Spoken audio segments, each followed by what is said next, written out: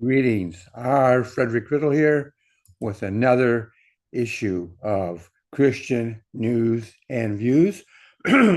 This is episode 217, and this is Wednesday. So I'm going to be reading today an article that's talking about tariff rebates, actually. President Donald Trump said Tuesday that there is a concept of a tariff rebate check for Americans. Excuse me. When asked by a reporter during his cabinet meeting for an update about the prospects for tariff rebate checks, the president said, "We have a lot of money coming in. It's coming in. Uh, it's coming in tremendous numbers. There's a concept of making a dividend to the people of this country who have paid a lot of taxes and got nothing for it. There's a possibility. Primarily, we want to pay down the debt, but there's a possibility that we take a piece of it and make a dividend to the people." Shortly into his second term in the White House, Trump announced that he would increase levies on international goods being brought into the U.S. to usher in a golden age of America and correct trade imbalances. These tariffs are largely paid by U.S. companies and their consumers that bring goods into the country from abroad. Consumer confidence in the United States fell in August after a weaker than expected jobs report and amid Trump's new tariffs. The Consumer Confidence Index declined 1.3 points to 97.4 in August, the conference board had said. Inflation has crept higher in recent months, though it is down from a peak of 9.1% 3 years ago. Tariffs have not spurred inflation as much as some economists worried, but are starting to lift the prices of heavily imported goods such as furniture, toys, and shoes. Consumer prices rose 2.7% in July from a year ago, above the Fed's target of 2. Excluding the volatile food and energy categories, core prices rose 3.1%. Customs duties collected under President Trump's tariff policies have surged in 2025, generating historic revenue for the U.S. Treasury. As of late July, collections totaled a record $150 billion for the year, including a July haul of nearly $28 billion, a monthly high for 2025. Fiscal year to date, customs duty revenue has reached $108 billion, marking a nearly 95% increase compared to the same period in 2024. Treasury Secretary Scott Bessent said customs duty revenues could exceed $500 billion annually and approach $1 trillion as collections continue to climb. Trump told reporters last month that the country has so much money coming in that the administration is thinking about a little rebate, but the big thing we want to do is pay down debt. The president, who was preparing to depart for Scotland, noted, "But we're thinking about a rebate," later adding, "A little rebate for people of a certain income level might be very nice."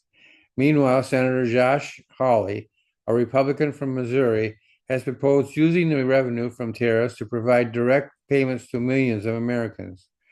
According to Hawley, so far in 2025, tariffs have generated more than $100 billion for the U.S.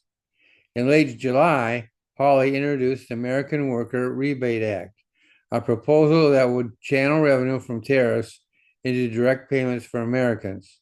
Under the plan, workers and families would receive a rebate check modeled on the direct payments issued by Congress in 2020 during the pandemic. According to Hawley's office, the minimum payment would be $600 for each adult and dependent, so $2,400 for a family of four, with the potential for larger sums if tariff revenues grow. Americans deserve a tax rate rebate after 4 years of Biden policies that have devastated families, savings, and livelihoods, Hawley said in a news release on July 28. Like President Trump proposed, my legislation would allow hardworking Americans to benefit from the wealth that Trump's tariffs are returning to this country. Lawmakers have weighed in on the proposal, with some Republicans saying the national debt, currently sitting at more than $37 trillion, makes the idea a no-go. Senator Rand Paul of Kentucky said last month that given the size of the debt, such an idea was ridiculous.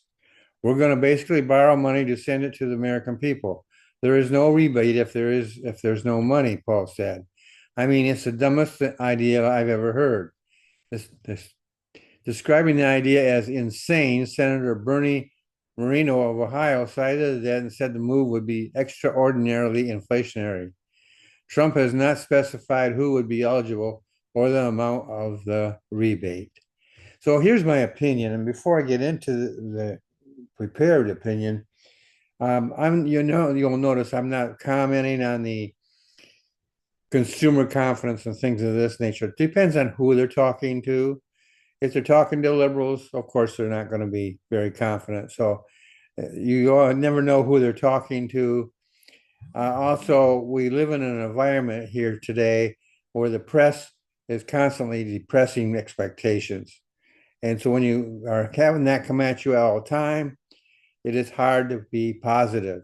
You have to keep your eye on the long term to be able to keep your positive attitude. So I don't pay much attention to that. It's guesswork in my opinion, and it's depends upon who's making the study and who they're talking to and all that stuff. And there's just too much politics involved in it. So that said, let's move on to my opinion. When will liberals learn that we are not dummies? Not once has the president said, nor others from what I have read, that they would pay off the debt. They said pay down the debt. That's two different things. If they are paying down the debt, they can also set aside a little for a rebate to the American people. That is not dumb or insane. That is allowing the citizenry of the country to participate in the economic growth. I think it's politically wise. I think it's economically wise because if people are benefiting from this, like in a rebate, that money is likely. I'm not an economist, and that might be a good thing. But I would think that if somebody got a check for $600, they would spend it somewhere, store, market, whatever. They might put it in their savings accounts, but they might also use it to spend. And if they spend, that generates more income locally, domestically. And again, that benefits the American people. So I just think it's a good idea. It's the one they're talking about is based on the rebate we got back in 2020, and all the fears that were raised about what it would do. I don't think they bore out. The people, some went into savings, some went into buying, purchasing, and so it was a matter of individual choice. But I think overall, a lot of purchasing, some right away and some delayed, took place. Moving on, to pay off the debt would likely require 100% of the new funds over years, perhaps decades. I doubt anyone expects that to happen. I mean, you get a new president, might change his mind. So these are things in which politics plays a role in it. These new tariffs and everything will have to last for a long time to be able to pay off the debt. But to pay down the debt, that is something that can be ongoing. Paying down the debt sounds reasonable and doable to me. It certainly deserves consideration along with a rebate. Doesn't have to be an either or. If you're paying down the debt, then you can pay it down and have a little bit left over and share it with the American people.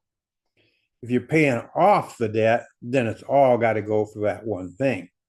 And again, it would take decades probably for that to happen. So the idea of paying down the debt and at the same time giving a little bit of dividend or rebate, whatever you want to call it, to the American people sounds wise to me. So that's my take on today's news.